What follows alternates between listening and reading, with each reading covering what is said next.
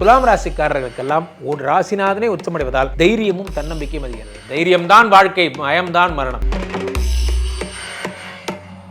1-8 கோடி உச்சம் பெறுகிறார். உச்சம் பெற்று 6ஆம் வீட்டில் மறைகிறார். துலாம் ராசிக்காரர்களுக்கு மிக அற்புதமான ஒரு நேரம் என்றால் அது. உங்களுக்கு ராசிநாதன் உச்சமடைவதால் அதுவும் 6ஆம் வீட்டிலே உச்சமடைகிறார். 1 கூடியவர் அதே மாதிரி 8 கூடியவர் உச்சமடைகிறார். உச்சமடையும் பொழுது என்ன ஆகிறது என்றால் உங்களுக்கு தைரியஸ்தானம் என்பது அதிகமாகும். 8 கூடியவர் 6இல் மறைந்து விபரீத ராஜயோகத்தை உண்டு பண்ணுகிறார். 8 கூடியவர் உச்சம் பெறுவதால் அசையா சொத்துக்கள் என்பது அதிகமாகும். அசையா சொத்துனா என்ன? ஒரு வீடு வாங்குறேன், நான் இது மாதிரி வந்து கார் வாங்குறேன், என்ன ஒரு விஷயம் இருந்தாலும் சரி, அதெல்லாம் உங்களுக்கு டபுள் ஆகும்.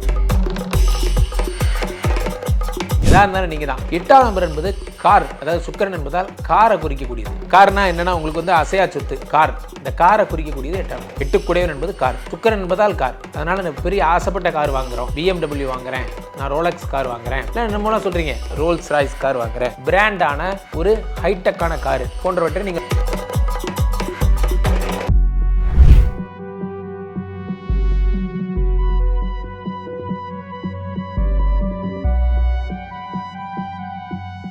உலகெங்கிலும் இருக்கும் ரியல் ஒன் ஆன்மீகம் நேயர்கள் அனைவருக்கும் வணக்கம். நான் உங்கள் ராம்ஜி. சுக்கிர பெயர்ச்சி வருகின்ற ஜனவரி மாதம், இந்த ஜனவரி மாதம் தான் 29ஆம் தேதி நடக்கவிருக்கிறது. 29ஆம் தேதி சுக்கிர பகவான் கும்பத்திலிருந்து மீனத்திற்கு சென்று உச்சமடைகிறார். கும்பத்திலிருந்து மீனத்திற்கு செல்கிறார். சுக்கிர பகவான் செல்லும் பொழுது என்ன நடக்கிறது என்பதை பார்க்க வேண்டும். மீனராசிக்கு சுக்கிர பகவான் சென்று உச்சம் பெறும் பொழுது என்றைக்குமே வாழ்க்கையில் இந்த சந்தோஷங்கிறத தரவர் யாருன்னா அது சுக்கிர பகவான் தான். ஒழுக்கம், நீதி, நேர்மையெல்லாம் குரு பகவான் தருகிறார். நியாயம், வாய்மை, தூய்மையெல்லாம் சனி பகவான் தருகிறார். இந்த மாதிரி ஒவ்வொரு கிரகங்களுக்கும் ஒவ்வொரு விதமான நற்பலன்கள் உண்டு. இப்போ புதன் பார்த்திங்கன்னா வியாபாரம், அதிர்ஷ்டம், அறிவு, புத்தி இதெல்லாம் தருவார். ஸோ அந்த வகையில் சுக்கிரன் உச்சமானா வீட்டுக்குள்ளே, குடும்பத்தில், பர்சனலாக குடும்ப உறவுகளுக்குள்ளே சந்தோஷம் வரும். ஒன்று, காதல் விஷயங்களில் சந்தோஷங்கள் வரும். ஒரு மனைவியோட, காதலியோட நீங்கள் அன்பாக இருக்கும்போது அந்த காதல் சந்தோஷம் என்பது ஏற்படும். இதெல்லாம் உங்களுக்கு ஏற்படும். ஃபாரின் யோகங்கள் போன்றவைனா சுக்கிர பகவான் தர்ற யோகங்கள் தான் இதெல்லாம். அதாவது மிடுக்கான வாழ்க்கை, ஆடம்பரமான வாழ்க்கை என்பதை தருபவர் சுக்கிரன்.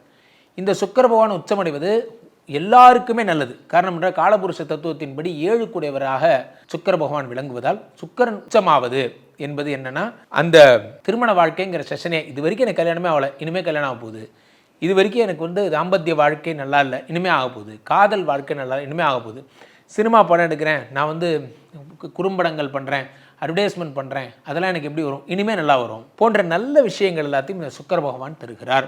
இந்த சுக்கிர பகவான் இப்போது நான் வந்து என்னுடைய சொந்த வீட்டில் இருக்கேன். என்னோடய வீட்டில் இருக்கும்போது நான் ஆட்சி பெற்று அமர்ந்து விடுகிறேன்.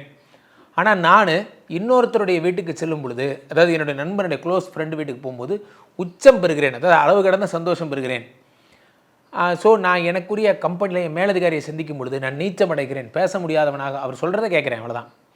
ஸோ அப்பொழுது உச்சம் என்பது என்னவென்றால் அளவுக்கு அதிகமான பலன்களை தருவது உச்சம் என்று அறியப்படுகிறது. சுக்கிர பகவான் மீனராசியிலே உச்சம் பெறுகிறார். உச்சம் பெற்று என்னெல்லாம் நற்பலன்களோ அந்த பலன்கள்லாம் வாரி வாரி வாரி வாரி தரப்போகிறார். அவ்வகையிலே எந்தெந்த ராசிக்காரர்களுக்கெல்லாம் சுக்கிர பகவான் என்னென்ன பலன்களை தரப்போகிறார், குழந்தை இல்லாதவங்களுக்கெல்லாம் குழந்தை பிறக்க போகுது, வீடு இல்லாதவங்களுக்கெல்லாம் வீடு கிடைக்க போகுது, வேலை இல்லாதவங்களுக்கெல்லாம் வேலை கிடைக்க போகுது போன்ற அனுகிரகங்கள் எல்லாத்தையும் கொடுத்துட்டே இருக்கார் இந்த சுக்கிர பகவான்.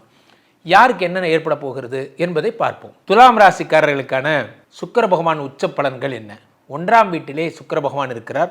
1-8 கோடி உச்சம் பெறுகிறார். உச்சம் பெற்று 6ஆம் வீட்டில் மறைகிறார். துலாம் ராசிக்காரர்களுக்கு மிக அற்புதமான ஒரு நேரம் என்றால் அது இதுதான். என்றைக்குமே ஒன்று புரிஞ்சுக்கோங்க, ராசிநாதன் உச்சம் பெற்றால் என்ன ஆகும் அப்படின்னா மிகப்பெரிய விஷயங்களை செய்வதற்கான உத்வேகமும் ஒரு தைரியமும் வரும்.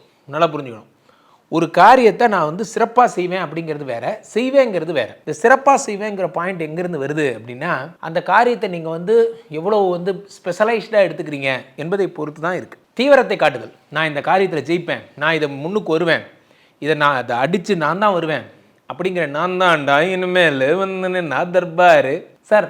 நம்ம ரசிக்க கற்றுக்கணும். உலகத்தில் ஒன்று புரிஞ்சுக்கோங்க, நீங்கள் எந்த பணியை வேண்டுமானாலும் செய்யுங்கள், ஆனால் உங்களை நீங்கள் ரசியுங்கள். உங்களை நீங்கள் அந்த பணியை ரசித்து செய்யும்போது அதனுடைய அவுட்புட் என்பது வேறு, அந்த பணியை கடமைக்கு செய்யும்போது அதனுடைய அவுட்புட் என்பது வேறு. அதனால தான் சொல்லுவாங்க, கஷ்டப்பட்டு செய்கிறத விட இஷ்டப்பட்டு செய்யணும் ஒரு பணியை என்று சொல்வார்கள். அந்த உங்களுக்கு ராசிநாதன் உச்சமடைவதால் அதுவும் 6ஆம் வீட்டிலே உச்சமடைகிறார். 1 கூடியவர் அதே மாதிரி 8 கூடியவர் உச்சமடைகிறார். உச்சமடையும் பொழுது என்ன ஆகிறது என்றால் உங்களுக்கு தைரியஸ்தானம் என்பது அதிகமாகிறது. 8 குடைவர் 6ல் மறைந்து விபரீத ராஜயோகத்தை உண்டு பண்ணுகிறார். தோல் சம்பந்தப்பட்ட பிரச்சனைகள், எந்த பிரச்சனைகளாக இருந்தாலும் சரி பண்ணி தருகிறார். ராசிநாதனே உச்சம் என்பதால் உங்களுக்கு அடுத்த லெவல் ப்ரமோஷன் என்பது ரொம்ப ஈஸியாக நடக்குது. ராசிநாதனே உச்சம். அப்போ சினிமா படத்தை சேர்ந்தவங்க, நான் வந்து இது பண்ணுறேன் அது பண்ணுறேன், நான் வந்து முக்கியமான விஷயங்கள் வந்து நான் வந்து டைரெக்டாக நான் இனிமேல் வந்து படம் நானே பண்ணலான்னு முடிவு பண்ணிட்டேன், இன்னொருத்தரை நம்பி எனக்கு பிரயோஜனம் இல்லை, நானே பண்ண போகிறேன், மிக அற்புதமான ஒரு முடிவு எடுத்திருக்கீங்க. நீங்கள் படம் எடுங்க, இந்த மாதம் உங்களுக்கு கமிட்மெண்ட்லாம் உண்டாகும். நீங்கள் வந்து அட்வான்ஸ் வாங்கிக்கிறது போன்ற விஷயங்கள்லாம் உங்களுக்கு உண்டாகும். இந்த மாதம் இந்த ஜனவரி 29 தொடங்கி உங்களுக்கு அடுத்த பிப்ரவரிக்குள்ளே உங்களுக்கு அட்வான்ஸ் கிடைக்கப்பட்டு உங்கள் படத்துக்கான பூஜையெல்லாம் கூட நடந்துடும். காரணம் சுக்கிரன் என்றால் பெண் சம்மந்தப்பட்ட விஷயம், ஊடகம் சம்மந்தப்பட்ட விஷயம், பெண்கள் சம்மந்தப்பட்ட ஆடை ஆபரணங்கள் அணிகலன்கள் பண்ணுறவங்களுக்குலாம் மிக அற்புதமான காலம். ஃபேன்சி ஸ்டோர் வச்சுருக்கிறவங்க இவங்களுக்கெல்லாம் மிக அற்புதமான ஒரு காலம். இந்த சுக்கிர பகவான் உச்சம் பெறுவது, 8 குடையன் உச்சம் பெறுவதால் அசையா சொத்துக்கள் என்பது அதிகமாகும். அசையா சொத்துனா என்ன? ஒரு வீடு வாங்குறேன், நான் இது மாதிரி வந்து கார் வாங்குறேன், என்ன ஒரு விஷயம் இருந்தாலும் சரி அதெல்லாம் உங்களுக்கு டபுள் ஆகும். அசையா சொத்துக்கள், எல்ஐசி ப்ராவிடென்ட் ஃபண்டு லோன் போட்டிருக்கேன், நான் வந்து இது மாதிரி இது பண்ணியிருக்கேன், என்னது ஒரு பாலிசி மாதிரி போட்டிருக்கேன், இன்சூரன்ஸ் பாலிசி மாதிரி போட்டிருக்கேன் போன்ற எண்ணங்கள் எல்லாம் வரும். நம்ம இப்படியே போயிட்டு இருந்தால் நம்ம லைஃப் என்ன ஆகும், நம்ம சேமித்து வைக்கணும், நம்ம அசையா சொத்தை உருவாக்கணும், ஒரு லேண்டு வாங்கணும், ஒரு வீடு வாங்கணும் போன்ற எண்ணங்கள் எல்லாம் உங்களுக்கு உருவாகும். அதுதான் சுக்கிரனுடைய பவர். சுக்கிரன் நினைத்தால், ராசிநாதனும் 8 குடையனுமாக இருப்பவன் நினைத்தால் உலகத்தில் என்ன வேணா பாசிபிள். ஒவ்வொரு கிரகத்துக்கு ஒவ்வொரு பவர் இருக்குது. இந்த சுக்கிரன் என்பவர் அசுர தயாநிதினு பேர். அசுர தயாநிதி அப்படின்னா என்னன்னா, அசுரத்தனமான அன்பை காட்டுபவர் அசுர தயாநிதி. அசுரத்தனமான அன்பு, களங்கமற்ற அன்பு, சந்தோஷமான அன்பு, அசுரத்தனமான அன்பை காட்டுகிறார் சுக்கிர பகவான். அதே நேரத்தில் இந்த சுக்கிர பகவான் என்பது ஒரு ஹாஸ்யம், ஒரு கவர்ச்சியை உண்டு பண்ணுகிறார்.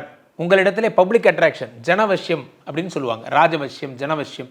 ஜனவசியம்னா என்ன அப்படின்னா, மக்கள் எல்லாத்தையும் உங்கள் பக்கம் வந்து திருப்புறது. மக்கள் நீங்கள் உங்கள் மேலே அட்ராக்ட் ஆகக்கூடியதெல்லாம் இந்த ஜனவசியத்தால் தான். சில பேர் பார்த்தீங்கன்னா சும்மா ஜாலியாக பண்ணுவாங்க, அவங்கள எல்லாரும் விரும்புவாங்க. அதான் அந்த சுக்கிரனுடைய பவர். சில பேர் வந்து என்ன பண்ணுவாங்க, விழுந்து விழுந்து கஷ்டப்படுவாங்க, ஆனால் அவங்க நினைக்கிறது மட்டும் நடக்காது. காரணம் என்ன அப்படின்னா, சுக்கிர பகவானுடைய பவர் இல்லை. ஸோ எதாக இருந்தாலும் நீங்கள் வந்து சுக்கிர பகவானுடைய சக்தியை நீங்கள் பெறும் பொழுது, அவர் உச்சமாகும் பொழுது வசியம் என்பதும் தானே நடக்குது. அதனால தான் பார்த்தீங்கன்னா இந்த சுக்கிரன் 1, 4, 7, 10 கேந்திரத்தில் இருக்கக்கூடியவர்கள், சுக்கிர பகவான் உச்சம் பெற்றவர்களுக்கெல்லாம் பெண்கள் அவங்கள சுற்றி பெண்கள் கூட்டம் இருந்துக்கிட்டே இருக்கும். காரணம் என்ன? சுக்கிரன்னா ஈர்ப்பு, சுக்கிரன்னா வசியம். அவங்கள்ட்ட ஒன்றுமே இருக்காது, ஆனால் அவங்கள்ட்ட ஒரு ஈர்ப்பு இருக்கும். துலாம் ராசிக்காரர்கள்லாம் அப்போ சீரியலில் எனக்கு ஆக்டர் சான்ஸ் கிடைக்கணும், சீரியலில் நான் நடிக்கணும், சினிமாவில் நடிக்கணும், அது பண்ணணும் இது பண்ணணும், எந்த ஆசைகள் இருந்தாலும் மீடியாவை தொட்டு நீங்கள் எதை பண்ணாலும் அந்த வசியம் என்பது ஏற்படும். நீங்கள் எழுதுகிற கதை தான் ஓடும், நீங்கள் பேசுகிற டயலாக் தான் ஜெயிக்கும், எதாக இருந்தாலும் நீங்கள் தான். 8ஆம் நம்பர் என்பது கார், அதாவது சுக்கிரன் என்பதால் காரை குறிக்கக்கூடியது. கார்னா என்னென்னா, உங்களுக்கு வந்து அசையா சொத்து கார், இந்த காரை குறிக்கக்கூடியது 8ஆம் நம்பர். 8 குடையவன் என்பது கார், சுக்கிரன் என்பதால் கார். அதனால் நான் பெரிய ஆசைப்பட்ட கார் வாங்குகிறோம், BMW வாங்குகிறேன், நான் ரோலக்ஸ் கார் வாங்குகிறேன், இல்லை என்னமோலாம் சொல்கிறீங்க, ரோல்ஸ் ராய்ஸ் கார் வாங்குகிறேன், பிராண்டான ஒரு ஹைடெக்கான காரு போன்றவற்றை நீங்கள் வாங்குவீங்க. இதற்கான சகலவிதமான யோகங்களும் உங்களுக்கு கிடைக்கும். 8 குடையவன். இப்போ கோல்டு வாங்குவீங்க, வெள்ளி வாங்குவீங்க. ஏன்னா சுக்கிரன் என்றால் வெள்ளி. வெள்ளி சுக்கிர வித்தக வேந்தே அள்ளி கொடுப்பாய் அடியா இருக்கிறலேனா. இப்போ வெள்ளி வந்து நீங்கள் வாங்குறீங்க. அதே மாதிரி நீங்கள் வந்து என்ன பண்ணுறீங்கன்னா, கேமரா ஏதாவது புதுசாக வாங்குறதுனா வாங்குறீங்க. இந்த மாதிரி துலாம் ராசிக்காரர்களுக்கெல்லாம் ஒரு ராசிநாதனே உச்சமடைவதால் தைரியமும் தன்னம்பிக்கையும் அதிகிறது. தைரியம்தான் வாழ்க்கை, பயம்தான் மரணம். தைரியம்தான் வாழ்க்கை. தைரியமாக இருங்க, லைஃப்பை ஃபேஸ் பண்ணுங்க. இந்த உலகமே உங்கள் முன்னாடி நின்று உங்களை தோத்துட்டேன்னு சொன்னாலும், நீங்களா உங்களை தோத்துட்டேன்னு ஒத்துக்காத வரைக்கும் நீங்கள் தோத்ததே கிடையாது. யாராலையும் எவனாலையும் உங்களை தோக்கடிக்க முடியாது. நீங்கள் தோத்துட்டேன்னு ஒத்துக்காதீங்க. நீங்கள் தோக்கவே கிடையாது, தோக்க மாட்டீங்க. அதை நீங்கள் மனசில் எழுதிக்கோங்க. எப்பேற்பட்ட சிச்சுவேஷனையும் சரி பண்ணலாம். ஸோ மீண்டும் ஒரு நல்ல பதிவில் சந்திப்போம். நன்றி, வணக்கம்.